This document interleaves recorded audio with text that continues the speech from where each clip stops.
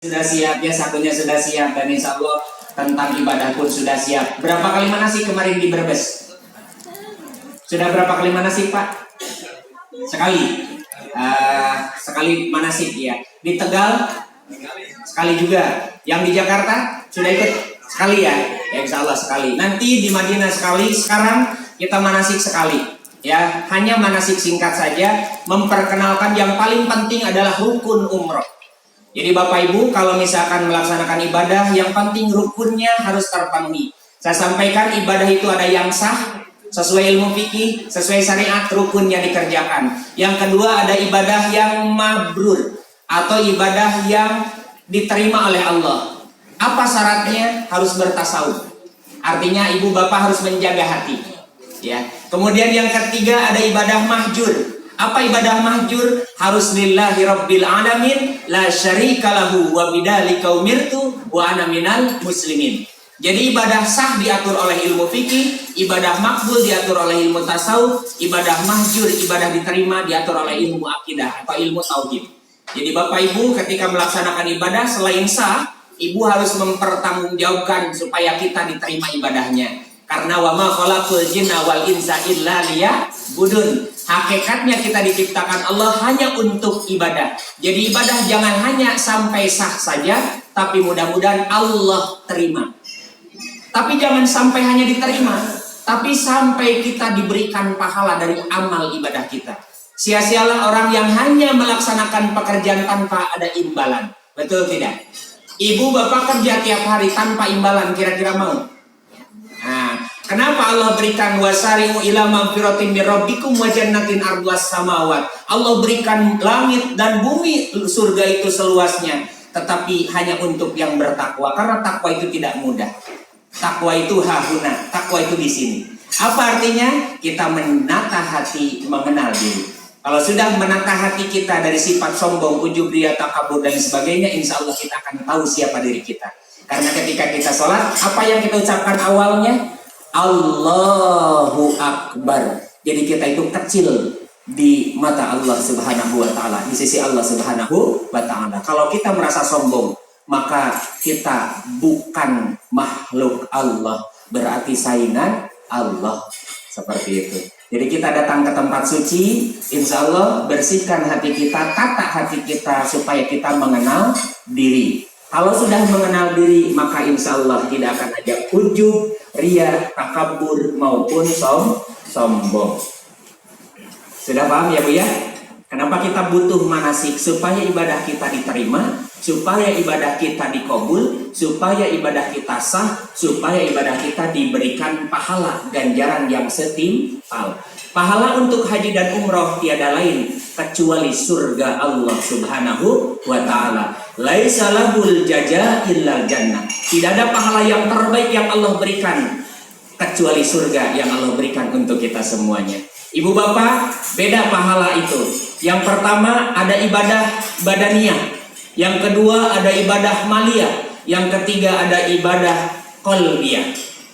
Ibadah jasadiyah, ibadah nafsiyah, ibadah fisik itu sholat, kita sholat, ibadah fisik. Kemudian ibadah maliyah itu zakat, kita keluarkan. Kemudian ibadah qalbiyah itu syahadat, kita lakukan.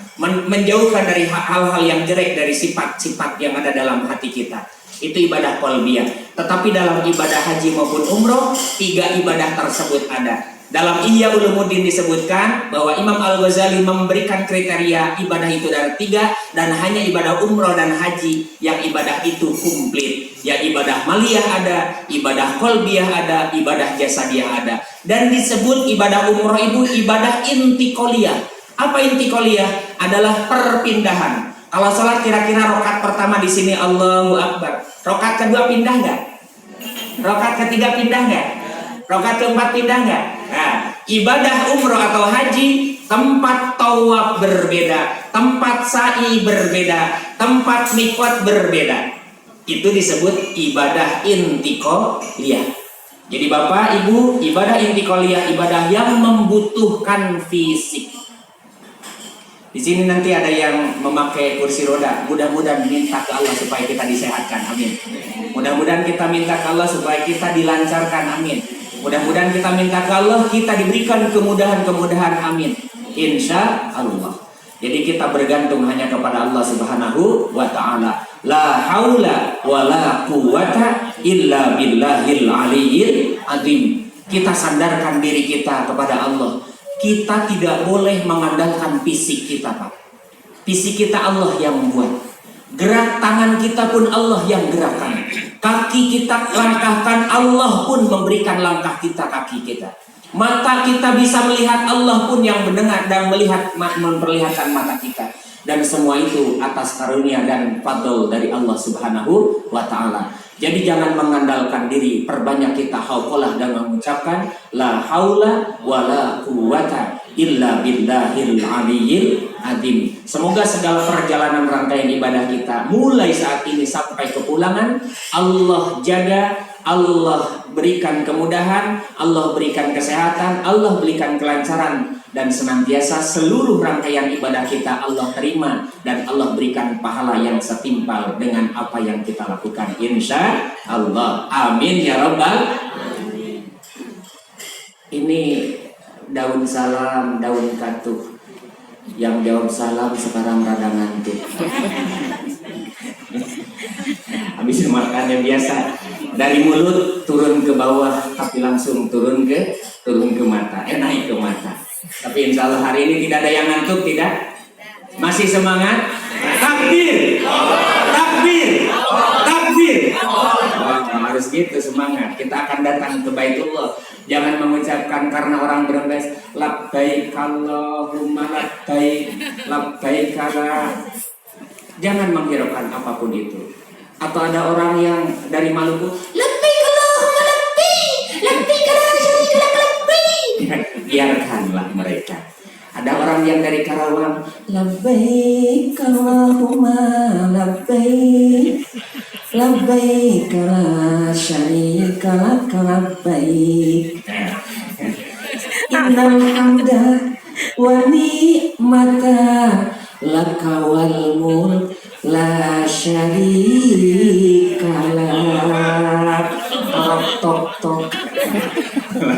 Udah biarkan, jangan hiraukan yang itu. Jangan memperbesar perbedaan karena punya adat dan kebiasaan. Karena punya adat dan kebiasaan, maka jangan sampai mencela orang yang beda. Karena itu ciptaan Allah juga. Amin ya rabbal alamin. Jadi sekarang kita mantapkan manasik. Ada yang tahu, masih ingat berapa rukun umroh, Pak? Berapa? Ada 5. Oh, apakah saya begini jadi tahu 5? 1. Niat apa? Niat umroh. 2. 2. Bukan ihram. Ada lagi? Kok beda-beda? 2. 3. 4. 5. Jadi hanya ada 5 ya.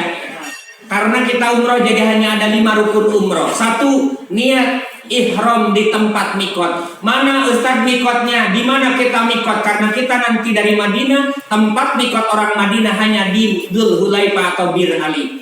Jadi Bapak Ibu ketika nanti di Bir Ali jangan jadi pelor, ari nempel, ali molor.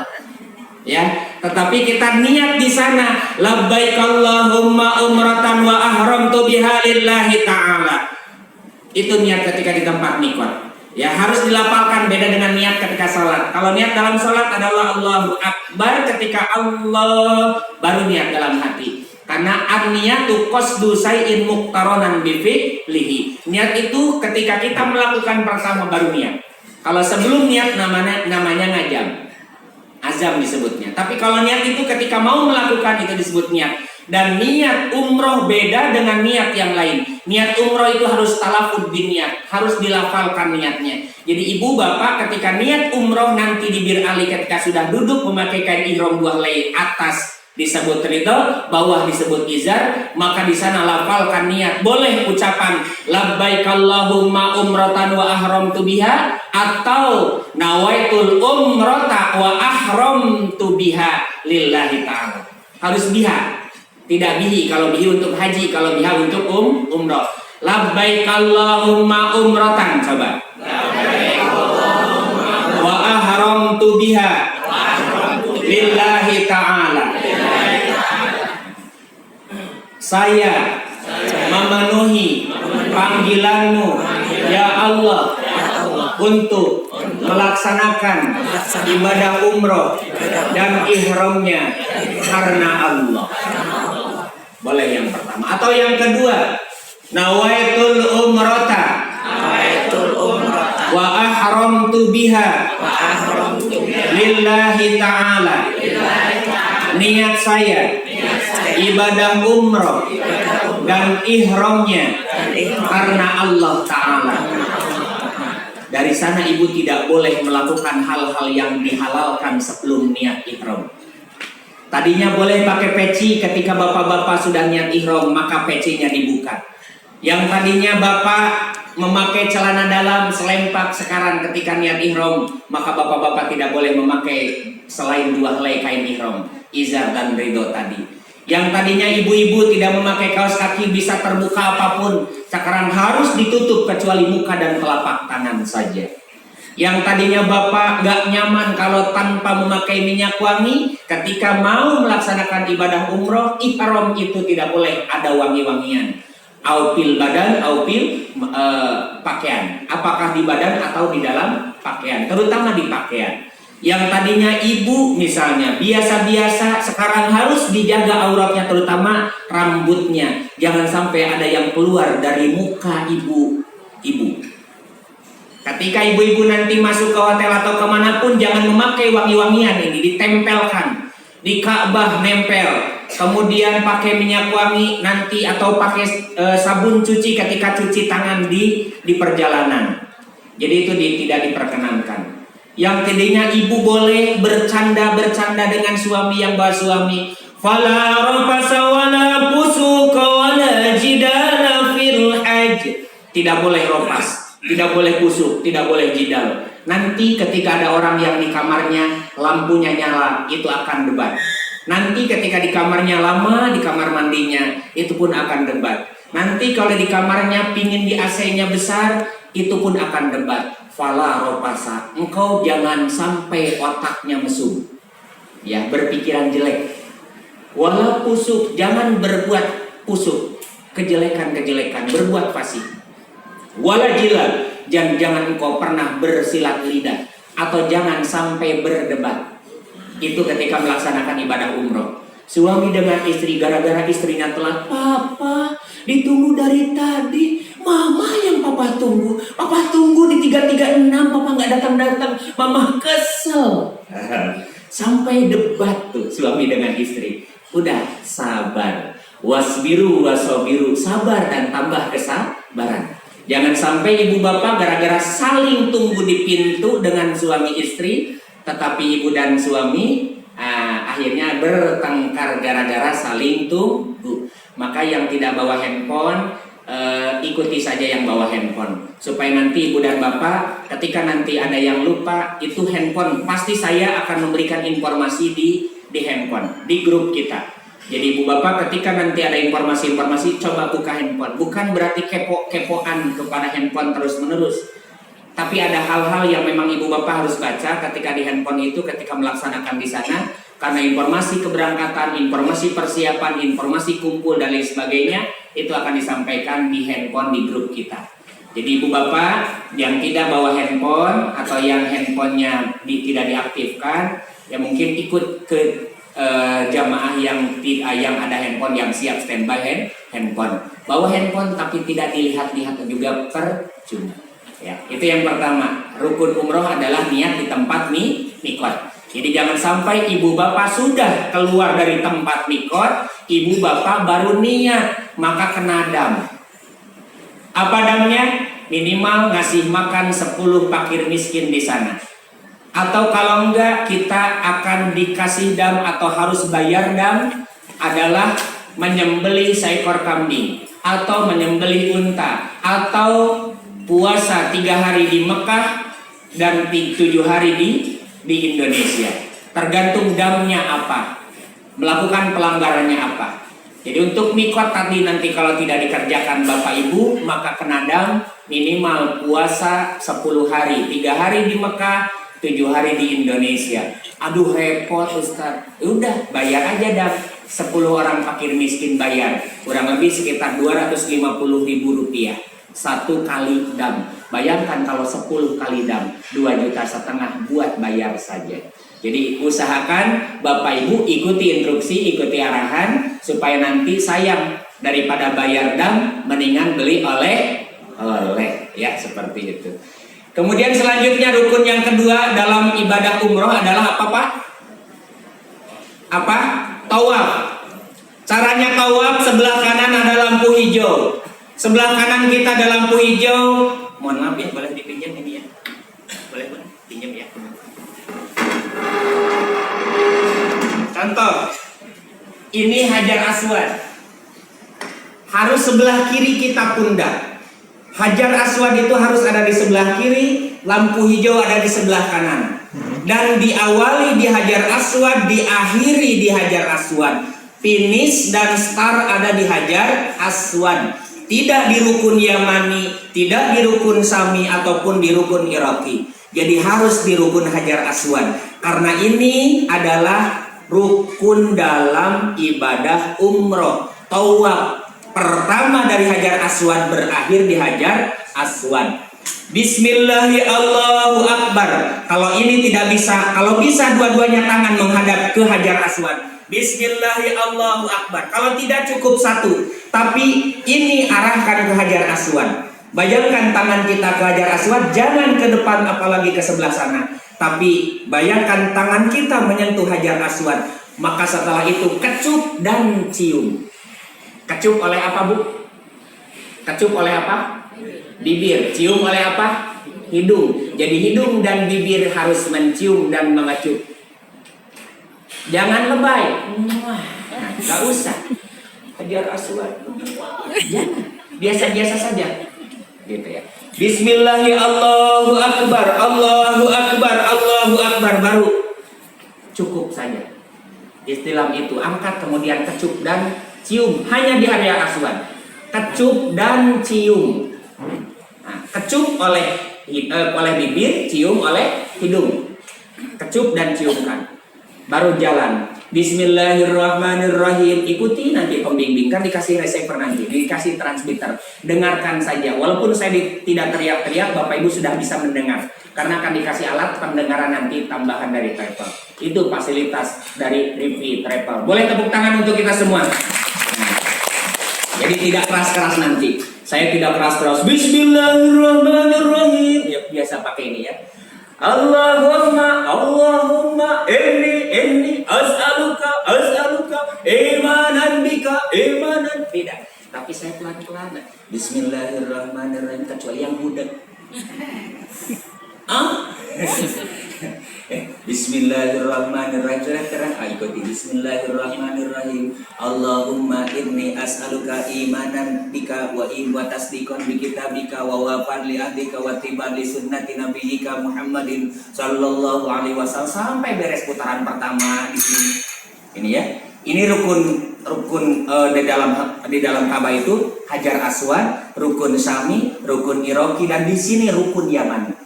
Nah, nyampe di sini, ibu angkat lagi, bapak angkat lagi tangan tapi tanpa dikecup dan dicium. Bismillahirrahmanirrahim, Allahu Akbar. Angkat, hadapkan karena sunnah dipegang kalau memang memungkinkan. Tapi karena di sini banyak minyak wangi, jadi jangan Bapak Ibu walaupun dekat Ka'bah, Allahu Akbar Ka'bah. Jangan. Jangan pernah memegang sebelum beres rangkaian ibadah umroh. Karena di Ka'bah itu wanginya terlalu banyak. 1 kali megang seminggu bisa nggak habis-habis wanginya Ka'bah. Ya, itulah. Maka jangan pegang dulu walaupun Bapak Ibu ada kesempatan.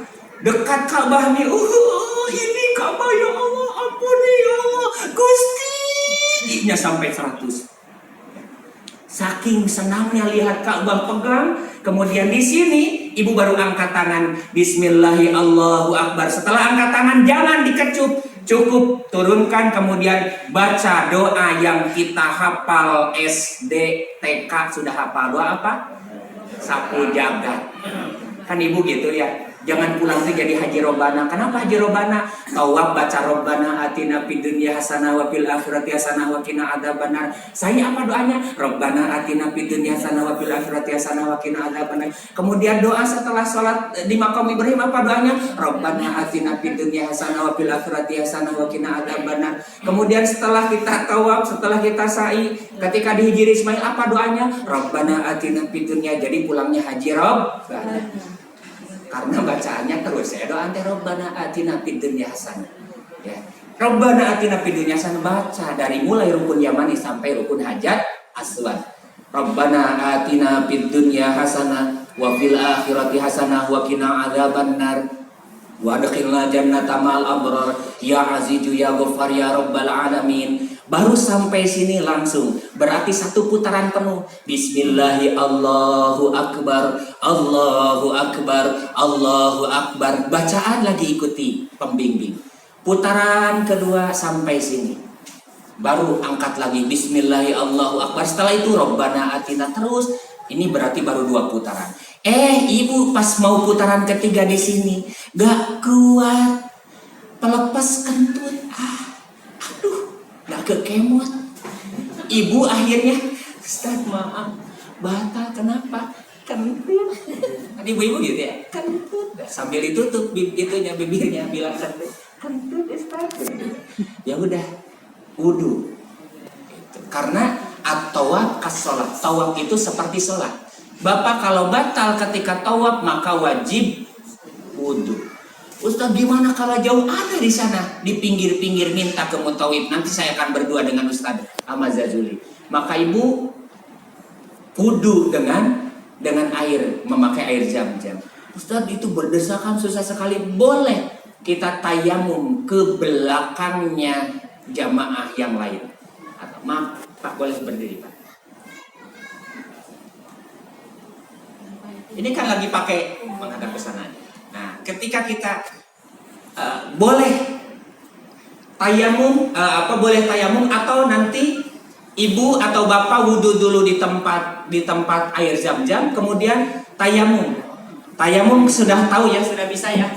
Tayamum sudah bisa kan seperti ini. Seperti ini. Misal ini mau tempat apapun boleh. Seperti ini Bapak, biar kelihatan. Nah, ataupun nempel ke tembok seperti ini, tempelkan dari atas. Kemudian tayamum hanya 2 rukun, 1 muka dan tetak tangan. Boleh 2 cara, 1 yang kanan ke kiri seperti ini, atau yang kedua boleh seperti ini. Ini untuk tayamum. Jadi boleh versinya ke sini dulu, baru atau boleh seperti ini. Gak usah dua-duanya, cukup sekali kan. Nah, kemudian tangan